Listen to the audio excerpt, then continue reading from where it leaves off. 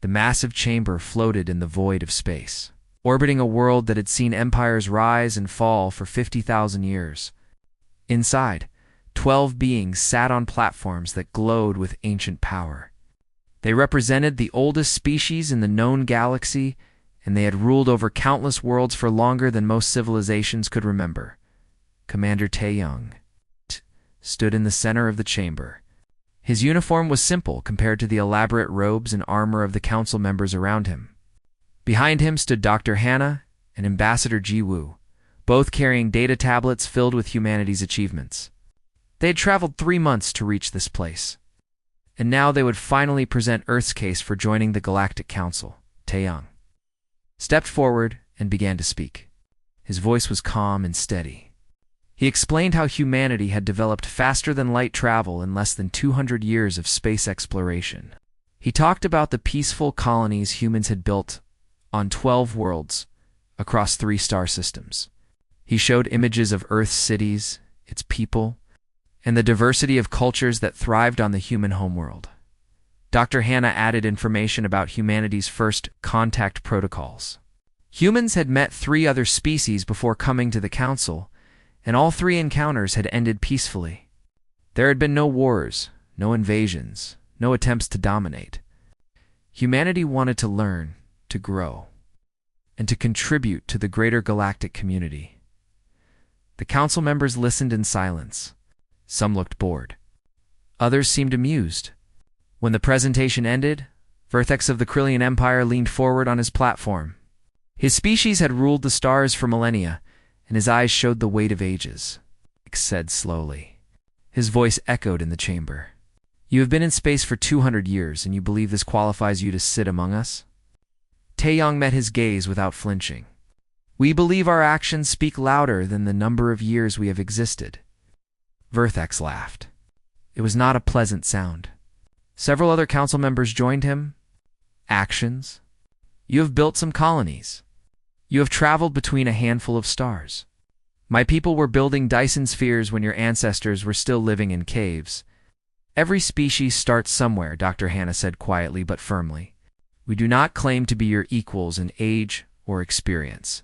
We only ask for the opportunity to learn and contribute. Another council member spoke.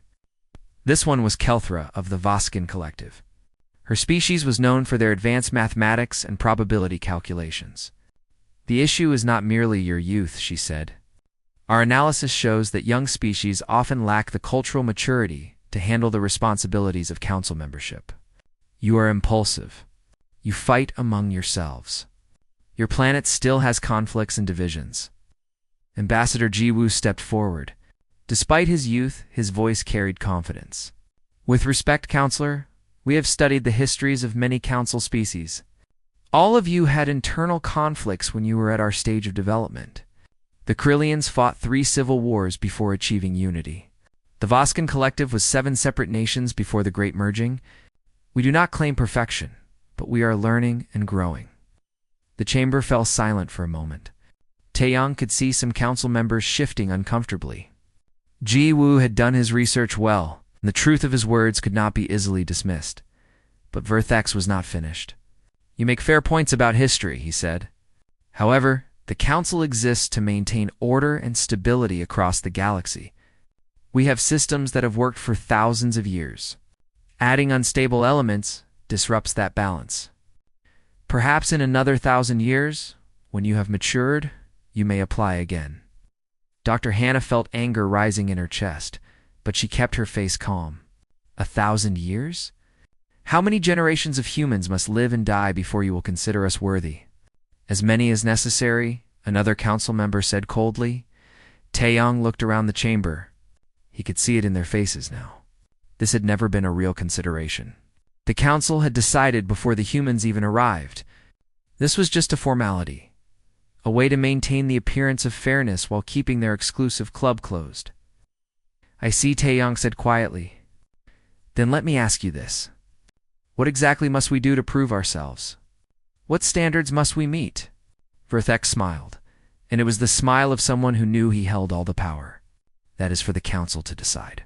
We will know it when we see it. The vote was called. 12 council members. 12 votes against humanity's membership. It was unanimous.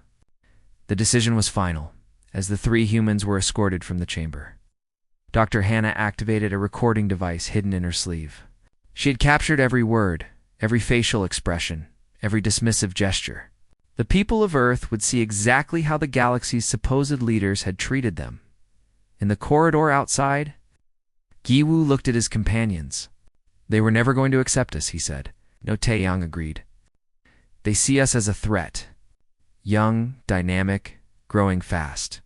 Everything they are not." Dr. Hannah reviewed the recording on her tablet. "This is not just about us," she said. "I saw it in their eyes. They do this to every new species. They want to keep power concentrated in their hands." "What do we do now?" Ji Woo asked Taeyang, looked out a viewport at the stars beyond. "We go home. We tell Earth what happened here. And then we show them that humanity does not need their permission to rise." The 3 humans boarded their ship and began the long journey back to Earth. Behind them, the Council returned to their discussions of trade routes and border disputes. They had already forgotten about the humans. In their minds, they had dealt with a minor inconvenience and could now return to more important matters. But they had made a mistake. They had underestimated what humanity could do when told they were not good enough. They had lit a fire in the hearts of an entire species. And that fire would soon burn across the galaxy in ways they could never have imagined. The journey back to Earth would take 3 months. Taeyang spent those months planning. Dr. Hannah spent them analyzing every species in the Council, looking for weaknesses and allies. Giwu spent them studying galactic law, searching for loopholes and opportunities. By the time they reached home, they had a plan. The Council thought they had seen the last of humanity. They were very, very wrong. 3 months had passed since the Council's rejection. Captain Sung-ho stood on the bridge of the EDS Defiant, watching the stars stream past. His ship was part of Earth's defense fleet, assigned to patrol the outer rim of human space. It was supposed to be a quiet assignment. That changed when the distress signals started coming in. The communications officer turned to Sung-ho with a worried expression. "Captain, we are picking up multiple emergency broadcasts. They are coming from Council space, near the frontier zone." Sung-ho moved to look at the display. Red markers filled the screen, each one representing a distress call. "What is happening out there?" "Unknown hostile forces, sir. The broadcasts mention something called the Nexer Swarm. Reports say they are attacking Council colonies." Engineer Minho looked up from his station. "I have heard of the swarm. They are a hive mind species. The Council has been fighting them for centuries, but they have never pushed this deep into Council territory before." Sung-ho watched as more red markers appeared on the screen. Entire systems were going dark. The scale of the attack was massive. "Are we receiving any orders from Earth Command?" "Yes, sir. Admiral Kunsu orders all ships to return to human space immediately. We are to strengthen our defensive positions in case the swarm turns toward Earth." That made tactical sense. Humanity had just been rejected by the Council. There was no obligation to help them. In fact, some people on Earth had celebrated the Council's troubles, seeing it as justice for their arrogance. But Sung-ho thought about the billions of people on those Council worlds. They had not chosen to reject humanity. They were just ordinary beings living their lives. Did they deserve to die because their leaders were proud and foolish? "How long until the swarm reaches the nearest inhabited world?" Sung-ho asked. "The planet Telmara will be hit in approximately 18 hours, sir." Sung-ho made his decision. Set course for Telmara. Maximum speed. The bridge crew looked at him in shock. The communications officer spoke carefully. "Sir Admiral Kyung-soo specifically ordered us to return home." "I heard the order," Sun-ho said calmly, "and I am choosing to disobey it. Anyone who wants to leave can take the shuttle back to Earth, but I am going to Telmara." No one moved. After a moment, Minho smiled. "Well, if we are going to disobey orders, we might as well do it properly. Let me see what I can do about our weapon systems." The Defiant raced toward Telmara. Along the way, Sung-ho sent messages to other human ships in the area. 5 more captains decided to join him. It was a small fleet, but it would have to be enough. They arrived at Telmara to find chaos. Council defense ships were scattered across the system, trying to fight an enemy that seemed to be everywhere at once. The Nexer swarm did not use conventional tactics. They attacked from all directions simultaneously. Overwhelming defenders with sheer numbers, Sung-Ho studied the battle carefully. The council ships were powerful, but they fought in rigid formations. They followed standard military doctrine, which made them predictable. The swarm exploited this predictability perfectly. They're fighting the swarm like it is a normal enemy, Sung-Ho said. But you cannot use conventional warfare against a hive mind. Min-Ho understood immediately. Because the swarm operates as one consciousness. It can coordinate thousands of ships perfectly. Traditional formations just give them concentrated targets. We need to fight differently. Sung-Ho opened a channel to all the human ships. All vessels break into individual units. Do not maintain formation. Move unpredictably. Hit and run. Make it impossible for the swarm to predict where you will be. The human ships spread out across the battlefield. They moved like wolves hunting, each ship independent, but working toward the same goal. They would strike at a swarm group, destroy several ships, and then disappear before the swarm could respond. The council ships watched in confusion at first. Then some of their commanders began to understand. They started breaking their own rigid formations, copying the human tactics. But the swarm was adapting too. After an hour of fighting, Min-Ho noticed something. Captain, I am detecting a pattern in the swarm's communications. They use a specific frequency to coordinate their actions. Sung-Ho saw the opportunity immediately. Can you disrupt that frequency? Maybe give me 20 minutes. Those were 20 very long minutes. The Defiant took heavy fire while Min-Ho worked frantically at his station. He rerouted power from the engines to the communications array, then modified the ship's transmitters to broadcast on the swarm's coordination frequency. Ready, Captain. But this is experimental. I have no idea if it will work. Do it. Min-Ho activated the disruptor. For a moment, nothing happened. Then suddenly, across the entire battlefield, the swarm ships stopped moving in perfect coordination.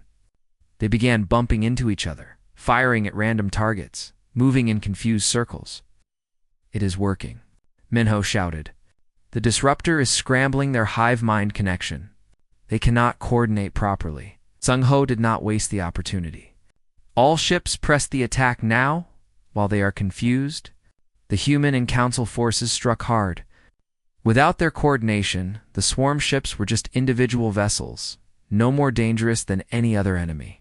Within an hour, the attack on Telmara had been completely repelled. As the last swarm ships fled the system, Sung-Ho received a transmission from the surface of Telmara. It was the planetary governor, an elderly member of the Voskon species. Human captain, the governor said, her voice shaking with emotion. You saved over 6 billion lives today. We are forever in your debt. No debt necessary, Sung-Ho replied. We did what anyone should do when people are in danger. News of the battle spread quickly across council space. Humanity, the species that had been rejected just 3 months ago, had saved one of the council's most important worlds. The same tactics were shared with council forces across the frontier, and the swarm's advance was finally stopped. Captain Sung-Ho and his crew returned to Earth, expecting punishment for disobeying orders. Instead, they found themselves celebrated as heroes. Admiral Kung-Su met them at the docking station. I should court-martial you, the admiral said sternly. Then his face softened into a smile. But instead, I am giving you a promotion. The Council has sent an official thank you to Earth. They are calling you the savior of Telmara. Will they reconsider our membership application? Sung-Ho asked. The admiral's smile faded. No, Verthex made a statement. He thanked humanity for our assistance, but stated that military prowess alone does not qualify a species for council membership. He said we still lack the necessary cultural maturity. Sung-Ho felt anger rise in his chest. We saved 6 billion of their people, and they still treat us like children. Yes, the admiral said. But do not let it discourage you. You have shown the galaxy what humanity is capable of. That matters more than the Council's opinion. But as Sung-Ho walked through the corridors of the space station, he could not shake a feeling of unease. Something about the Council's response felt wrong. They should have been more grateful. Instead, they seemed almost annoyed that humanity had helped. It was as if they saw human heroism not as a blessing, but as a threat. In a secure chamber on Vexaria Prime, Vertex met with his closest advisors. They discussed the situation at Telmara in quiet, urgent voices. The humans are becoming too prominent, one advisor said. If they keep performing these heroic actions, other species will start to question why they are not on the Council. Vertex nodded slowly. Then we must ensure they do not get many more opportunities to shine. Increase surveillance on human activities, and begin implementing Protocol 7. Protocol 7. The advisor looked shocked. But that has not been used in 3,000 years. These are unusual circumstances, Vertex said coldly. Humanity must be controlled before they inspire others to challenge our authority. Do whatever is necessary. Dayun had been an investigative journalist for 15 years. She had exposed corporate corruption on Mars, covered illegal weapons trafficking in the asteroid belt, and brought down 3 corrupt governors. But nothing in her career had prepared her for what she was about to discover. It started with a simple question. After the Battle of Telmara, Dayun began researching the Galactic Council's history. She wanted to understand why they had rejected humanity so quickly. What she found in the public records seemed normal at first. The Council had existed for 50,000 years. They maintained peace and order. They regulated trade and settled disputes between species. But as she dug deeper, Dayun started noticing gaps in the historical records. Entire species would appear in documents, then suddenly disappear with no explanation. She found references to advanced civilizations that no longer existed. With no clear reason for their extinction, one name kept appearing in her research: the Talmari. They had been a brilliant species, known for their revolutionary energy technology. According to old records, they had developed faster-than-light travel in just 150 years. Then, about 4,000 years ago, all mentions of them stopped. Dayun contacted Dr. Hannah, who had returned to her work at the Earth Xenothrobology Institute. Have you ever heard of a species called the Talmari? Dr. Hannah searched her databases. Yes, actually, they were remarkable. But the records say they went extinct in a natural disaster. A supernova destroyed their home system. That is what the official records say, Dayun agreed. But I found some old communications from that time period. The Talmari home star was not close to going supernova. In fact, it was a stable yellow star, similar to Earth's sun. Dr. Hannah went quiet for a moment. That does not make sense. Stars like that do not suddenly explode. No, they do not, Dayun said, unless someone makes them explode. The two women began working together, cross-referencing historical records with astronomical data. They found 3 more species that had supposedly gone extinct in similar circumstances. All of them had been young, dynamic civilizations that developed advanced technology quickly. All of them had died in mysterious disasters shortly before they could have applied for council membership. But they needed proof. Dayun could not publish conspiracy theories without evidence. That was when she made contact with Hyeon Dashwoo. Hyeonwoo had been an intelligence operative for Earth's security services before retiring to private investigation work. He specialized in finding information that people wanted to keep hidden. When Dayun explained what she needed, Hyeonwoo was immediately interested. You are talking about the most powerful organization in the galaxy, he said. If they really have been eliminating species, they will not have left evidence lying around. Maybe not lying around, Dayun agreed. But somewhere in the Council's archives, there must be records. People document their crimes, even when they think no one will ever find out. Hyeonwoo smiled. I know someone who might be able to help. A council member who is not entirely happy with how things are run. That someone turned out to be Threndel, a junior council member from the Peltharian species.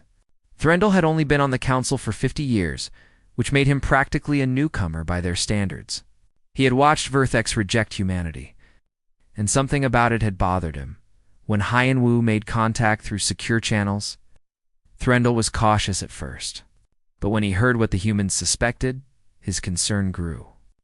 I have always wondered about the gaps in our history, he admitted, but asking questions on the council is considered disrespectful to our elders. Can you access the deep archives? Hien-Wu asked. The classified historical records? It would be very risky. If I am caught, you understand, Dayun said, joining the conversation. But if we are right, the galaxy deserves to know the truth. Threndel thought for a long moment. Then he made his decision. I will try, but it may take time. 3 weeks later, Threndel transmitted a massive encrypted data file to Hien-Wu. Inside were thousands of documents spanning 10,000 years of council history. What they revealed was horrifying. The council had not just rejected young species, they had actively sabotaged them. Economic blockades, trade restrictions, and in extreme cases, direct action to prevent a species from becoming too powerful. Dr. Hannah found records of the Talmari. The council had planted a stellar detonator in their sun. The device was designed to look like a natural supernova. The entire species, over 20 billion individuals, had been murdered to prevent them from challenging council authority. It was not the only case.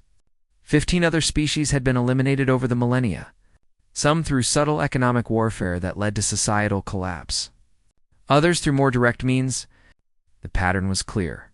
Any species that developed too quickly or showed too much independence was marked for elimination.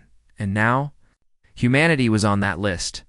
Doyun found recent documents showing surveillance operations on Earth and human colonies. There were discussions about implementing containment protocols. Hien-Wu recognized the language from his intelligence days.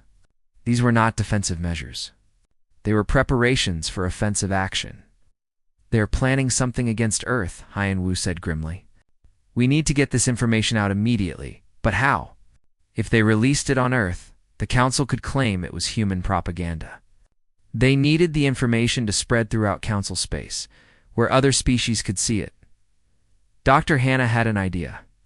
During my time at the Council chamber, I made contacts with representatives from younger member species that joined the Council in the last 1,000 years. They might be sympathetic to our cause. She was right.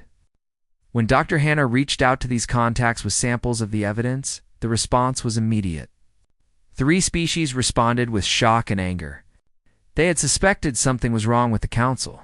They had never imagined the scale of the crimes. Together, they created a plan. The evidence would be uploaded simultaneously to information networks across the galaxy. Before the Council could suppress it, millions of beings would see the truth. The day they released the information, Doan sat in her apartment on Earth, watching the galaxy's reaction. News feeds from dozens of worlds lit up with outrage.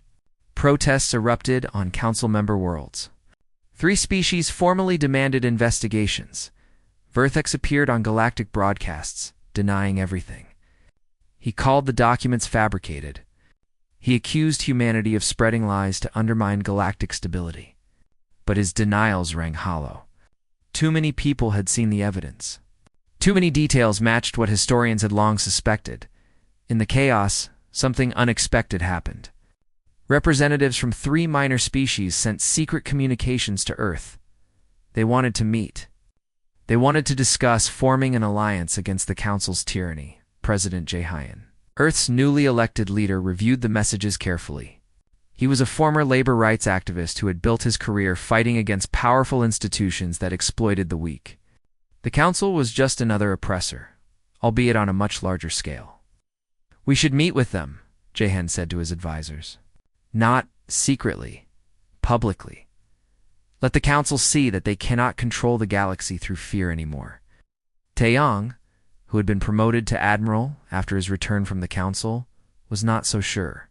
If we ally openly with species against the Council, it could be seen as an act of war. They were already preparing to act against us, Dr. Hannah pointed out. At least this way we are not alone. Jae-hyun made his decision. Send the invitations. We will host a summit on Luna. Any species that wants to discuss alternative galactic governance is welcome to attend. When Vertex learned of the summit, he was furious. In an emergency council session, he pushed for immediate action against Earth, but the council was fractured. Some members were shocked by the revelations. Others worried about public opinion. A few even questioned whether Vertex himself had been involved in the atrocities. The vote for action against humanity failed. For the first time in millennia, the council could not reach consensus. Back on Earth, Hyenwu continued his investigation. If the council had planned operations against humanity, there would be agents already in place. He started tracking unusual activities following money trails and identifying individuals who did not quite fit their cover stories. What he found was chilling. There had been 3 assassination attempts on human leaders in the past month. All had failed due to luck or incompetence, but they had definitely happened. And all the assassins traced back to shell companies funded by council resources. They are already at war with us, Hyenwu reported to President Jaehyun.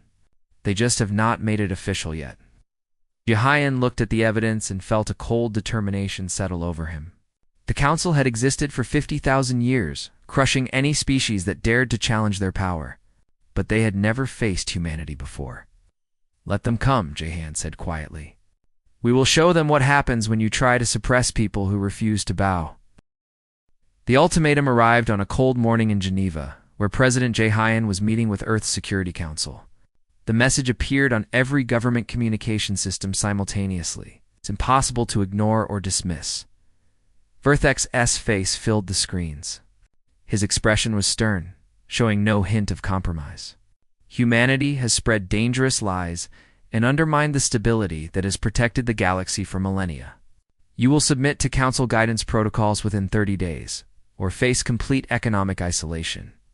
Your trade routes will be closed. Your colonies will receive no supplies. Choose wisely. The room fell silent. Everyone understood what guidance protocols meant. Earth would become a vassal state, its decisions subject to council approval. Humanity would have independence in name only. Admiral Kung Su spoke first. If we accept, we lose everything we have worked for. We become servants to beings who have already tried to kill our leaders. If we refuse, another advisor countered, they will cut us off from the galaxy. Our colonies depend on trade. We cannot be self-sufficient yet. President Jaehyun stood and walked to the window. Outside, people went about their daily lives, unaware that their world was about to change forever. He thought about his years fighting for workers' rights, standing against corporations that thought they owned people's lives. The council was no different, just operating on a larger scale. He turned back to the room. We refuse. Send our response immediately. Humanity will never submit to tyranny, no matter how old or powerful it claims to be. The response was sent within the hour. Vertex did not waste time. Within days, council ships took up positions around human trade routes. They did not attack, but they stopped and searched every human vessel. Trade slowed to a crawl. Supplies to the colonies became unreliable. On Luna Base, Admiral Taeyong studied the blockade patterns. The council had deployed significant forces, but there was something odd about their positioning. They were stretched thin, trying to cover too much space with too few ships. They are not expecting us to fight back, Taeyong said to his staff. They think economic pressure will force us to surrender. Captain Sung-ho, who had been called back from patrol duty, smiled grimly. Then we should surprise them. The plan was risky, but simple. Human ships would approach the blockade points as if submitting to searches. But instead of stopping, they would disable the council ships using electromagnetic pulse weapons.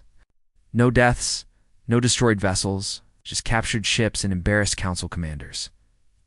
Engineer Minho had been working on something special. I have been analyzing council shield technology, he explained to the assembled officers. They use a specific frequency modulation. If we can disrupt that frequency, their shields become useless. It's like what you did with the swarm coordination signals. Taeyong asked. Exactly. But this is different. This is their defensive systems. Without shields, their ships are vulnerable. Scientist Yoonji joined the briefing. She was young, barely 30, but she had revolutionized human defensive technology in the past year. I have been working on adaptive shielding, she said. Our shields can change frequencies automatically, making it almost impossible for council weapons to maintain a lock. Taeyong looked at the two brilliant minds before him. How soon can we deploy these technologies? The shield disruptor can be installed on our ships within a week, Minho said. Yunji's adaptive shields will take longer, maybe 3 weeks. We do not have 3 weeks, Sungho pointed out. The colonies are already running low on supplies. Then we move in 1 week, Taeyong decided. We will break the blockade before the council realizes what is happening. The operation began on a quiet Tuesday morning. 20 human ships approached council blockade points simultaneously. The council forces prepared for routine searches. Instead, they got something entirely different. Minho's shield disruptors worked perfectly. Council ships found their defensive systems failing at the worst possible moment. Human ships moved in quickly, using precise electromagnetic pulses to disable weapons and engines without causing casualties. Within 3 hours, 35 Council warships had been captured, but the real prize came when Haiyanwu's team accessed the captured ships' computer systems. They found detailed operational plans, communication logs, and orders directly from Vertex. What they discovered was damning. The blockade was not meant to force negotiation. It was a prelude to a false flag operation. Council ships, disguised to look like pirates, were supposed to attack Earth's orbital stations. The attack would be blamed on unknown raiders, giving the Council justification for a peacekeeping, military occupation of human space. President Jaehan released the captured documents immediately. The galaxy watched in shock as the evidence spread across news networks. The Council had not just tried to suppress humanity through economic means. They had planned to stage an attack on Earth itself. The response was swift and dramatic. 6 species announced they were leaving the Council immediately. They called the organization corrupt and criminal. Protests erupted on dozens of worlds. Some Council member species started demanding Vertex resignation. Vertex, cornered and desperate, made a fatal mistake. He ordered the Council fleet to launch a full military strike on Earth. This ends now, he declared. Humanity will submit or be destroyed. But the Council fleet did not move as one. Half the ships refused the order. Their crews, many of whom had served alongside humans during the swarm crisis, they would not attack the species that had saved Telmara. Some Council commanders openly defected, bringing their ships over to human space. Admiral Sora, Earth's home defense commander, watched as the remaining loyal Council forces advanced toward Earth. She had been preparing for this moment, thanks to Yunji's adaptive shields. Human defense platforms could withstand Council weapons far longer than expected. The battle for Earth lasted 6 hours. It was not the glorious fight that some had expected. The Council forces, already depleted by defections, found themselves unable to penetrate Earth's defensive network. Human ships, smaller and more maneuverable, picked off Council vessels with precision strikes. But the real turning point came when the defecting Council ships arrived. They positioned themselves between Earth and Vertex S forces, making it clear they would not allow an attack on humanity. Admiral Kunsu sent a message to the attacking fleet. Stand down. There has been enough death today. Your leaders sent you here to fight an unjust war. You do not have to follow illegal orders. One by one, Council ships began powering down their weapons. Their crews had seen the evidence of their leaders' crimes. They had no desire to die for a corrupt cause. Vertex watched from his command ship as his forces disintegrated. In his mind, this was impossible. The Council had ruled for 50,000 years. They were the supreme power in the galaxy. How could they be defeated by a species that had barely left its home system? He activated a communication channel to his inner circle. Prepare Protocol Final. If we cannot control the galaxy, no one will. Across Council space, civil war erupted. Species that had been suppressed for millennia saw their chance and rose up. The careful order that Vertex had maintained through fear and manipulation collapsed in a matter of days. On Earth, President Jaehan addressed the planet. We did not seek this conflict. We only wanted recognition and respect. But when faced with tyranny, we chose to fight rather than submit. Now we must help build something better from the ruins of the old order. Admiral Taeyang received reports from across the galaxy. Former council species were requesting assistance, asking humanity to help them establish new governments. The situation was chaotic, but it was also an opportunity. We have won the battle, Taeyang said to his staff. But the war is not over. Vertex is still out there, and desperate leaders do desperate things. He was right to be concerned. In a secure facility on Vexaria Prime, Vertex stood before an ancient control panel. The device before him was 10,000 years old, a weapon from a time when the Council had fought wars that nearly destroyed the galaxy. "If I cannot rule," Vertex said quietly, "then let there be nothing left to rule." He reached for the activation switch. Behind him, his advisors watched in horror. Realizing too late what he was about to do, the ancient super weapon, powerful enough to destroy entire solar systems, began to power up. Its target was already programmed. Earth would burn, and with it, any hope of a galaxy free from Council control. But Vertex had made one final mistake. He had underestimated humanity one last time. The warning came from Threndel. He had remained on Vexaria Prime, quietly watching Vertex's actions. When he saw the ancient weapon being activated, he immediately sent an encrypted message to Earth. Vertex has activated the Stellar Eradicator. It can destroy an entire star system. Earth has approximately 6 hours before the weapon reaches full charge and fires. President Jae-hyun read the message and felt ice in his veins. 6 hours to save Earth and everyone on it. He called an emergency meeting. Admiral Taeyang, Captain Seung-ho, Engineer Min-ho, and Scientist Yoon-ji all appeared on screens from their various locations across human space. "Can we evacuate?" Jae-hyun asked, though he already knew the answer. Taeyan shook his head. "Not in 6 hours. We have 10 billion people on Earth alone. It is impossible." "Then we stop the weapon," Seung-ho said simply. "How?" Yoon-ji asked. "We do not even know what kind of technology it uses. It is 10,000 years old. Our equipment might not be compatible."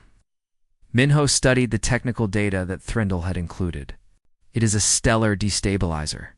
It sends a focused beam of exotic particles into a star, causing a chain reaction. Once it fires, nothing can stop it. We have to disable the weapon before it reaches full charge. "Vexaria Prime is heavily defended," Taeyang said. "Even with our captured council ships, we cannot fight our way through in 6 hours. Seung-ho looked at the star charts. "We do not need to fight. We need to be fast and precise. A small team, moving quickly, could reach the weapon facility before anyone realizes what is happening." "I will go," Min-ho said immediately. "I understand the technical specifications. If anyone can disable this thing, it is me."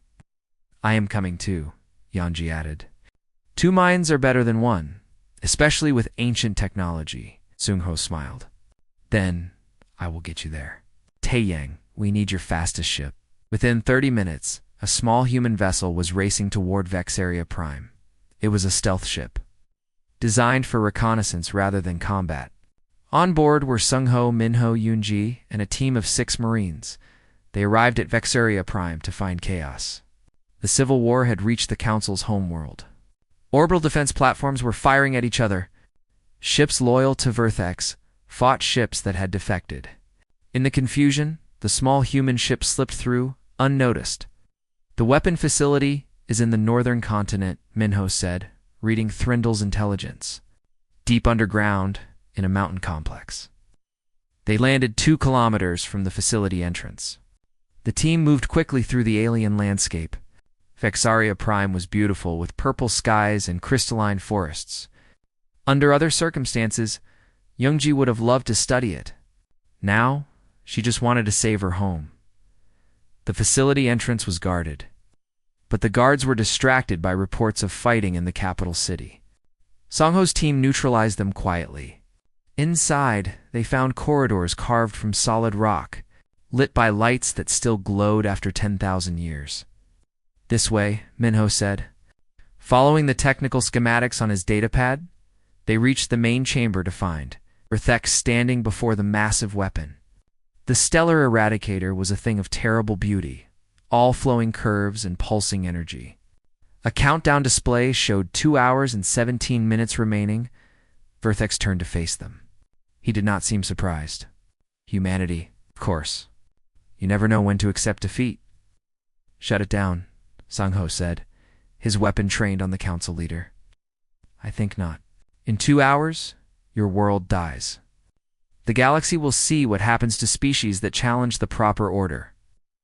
Minho moved toward the control panel, but Vertex pressed something on his wrist. Energy barriers sprang up around the weapon, sealing it off. The barriers can only be controlled from here, Vertex said, touching the device on his wrist. And I will die before I let you interfere. Yunji studied the barriers with her scanner. They are using the same frequency modulation as Council's shields. Minho, if we adapt the disruptor technology, we would need at least 30 minutes to build it, Minho said. We do not have that much time. Sang-Ho looked at Vertex. The ancient being seemed tired, but there was still fierce pride in his eyes. Why are you doing this? Your own world will be caught in the civil war you have started. You have already lost. I have maintained order for over 500 years, Vertex said. I have kept the galaxy stable and peaceful. And this is how I am repaid. Rebellion? Chaos? If that is what the galaxy wants, then let it have chaos. A voice came from the chamber entrance. That is enough, old friend. Thendel stepped into the room. He looked at Vertex with sadness. I have served on the council with you for 50 years. I respected you, but I cannot let you murder billions of innocent beings. Threndel, Vertex said quietly. You betrayed us. You gave information to these humans. I gave truth to people who deserved it. The council lost its way long ago. We became the very thing we were supposed to prevent. Tyrants who ruled through fear rather than wisdom. Vertex looked between Threndel and the humans. For a moment, something in his expression softened. He looked old and tired. Then his pride returned. It is too late to stop this. Even if you kill me, the weapon will fire. Minho and Yunji had been working frantically while the others talked. They had jury-rigged a frequency disruptor from their equipment and parts of their own weapons. Try it now, Yunji said. But Minna activated the device. The energy barriers flickered, but held. The frequency is close, but not exact. I need a few more minutes to fine-tune it. Oh, we have 1 hour and 43 minutes, Sang-Ho said, checking his chronometer. Work faster. Threndel moved closer to Vertex. Give me the control device. Let these people save their world. You can surrender with honor. The galaxy will remember your years of service before this madness. Honor. Vertex laughed bitterly. There is no honor in surrender. There is only power or the lack of it. He moved suddenly, faster than anyone expected. His hand went to a weapon at his side, but Threndel was faster. He struck Vertex's arm, knocking the weapon away. The two council members struggled, both of them ancient and powerful. In the fight, the control device fell from Vertex's wrist. It skittered across the floor toward Yunji. She grabbed it and immediately began studying the controls. I have it. Deactivating the barriers now. The energy fields vanished. Minho ran to the main control panel. His fingers flew over the ancient controls. Reading the alien symbols and trying to understand systems that were older than human civilization. 1 hour and 20 minutes, Sang-Ho said. Minho's hands moved faster. Sweat dripped down his face. Beside him, Yunji helped, her brilliant mind racing through possibilities. The activation sequence is locked, Minho said. I cannot just turn it off. I need to find the power source and disconnect it. There, Yunji pointed at a schematic on the display. The main power conduit runs through the chamber below us. If we can sever it, they had no choice. Sung-Ho and 2 Marines ran to the lower chamber while Minho and Yunji continued working on the controls, trying to slow the charging sequence. In the lower chamber, Sung-Ho found the power conduit. It was massive, pulsing with barely contained energy. Cutting it would be dangerous. The energy backlash could kill anyone nearby. Do it, Suncho ordered his Marines. Use shaped charges. Focus the blast away from us. They set the charges. The countdown on Sung Ho's display showed 43 minutes. They had cut it close. Very close. Fire in the hole. The charges detonated. The power conduit exploded in a shower of sparks and alien energy. The lights in the facility went dark. Emergency systems kicked in, casting everything in a red glow in the main chamber. The stellar eradicator began powering down. The countdown stopped at 37 minutes. Minho let out a breath he did not know he had been holding. "We did it," Yoonji whispered. "Earth is safe." Threndel had subdued Vertex. The ancient council leader sat against the wall, looking defeated. All his power, all his authority had come to nothing. "I only wanted to maintain order," Vertex said quietly. News of the weapon's deactivation spread quickly. Across the galaxy, beings celebrated. The old order had fallen. Vertex was in custody. The opportunity for something new had arrived. 3 months later, the first meeting of the Galactic Assembly was held on Luna. Representatives from 47 species attended. Unlike the old council, this assembly had no permanent members with special powers. Every species, no matter how old or how new, had an equal voice. Dr. Hannah stood before the assembly as its first Secretary General. "We have come from a dark time," she said. "The old council maintained order through fear and suppression. We will build something better. An assembly based on equality, cooperation, and the belief that every species has value and deserves respect." President Jae-hin watched from Earth as the assembly voted on its first measures: humanitarian aid to species affected by the Civil War, investigation into the council's historical crimes, establishment of a democratic charter guaranteeing rights to all beings. It was not perfect. There would be challenges ahead. But it was a start. A better start than the galaxy had seen in 50,000 years. Ambassador Guel welcomed 3 newly discovered species to the assembly. They were young civilizations, just beginning to explore space. Instead of being rejected and suppressed, they were welcomed and offered assistance.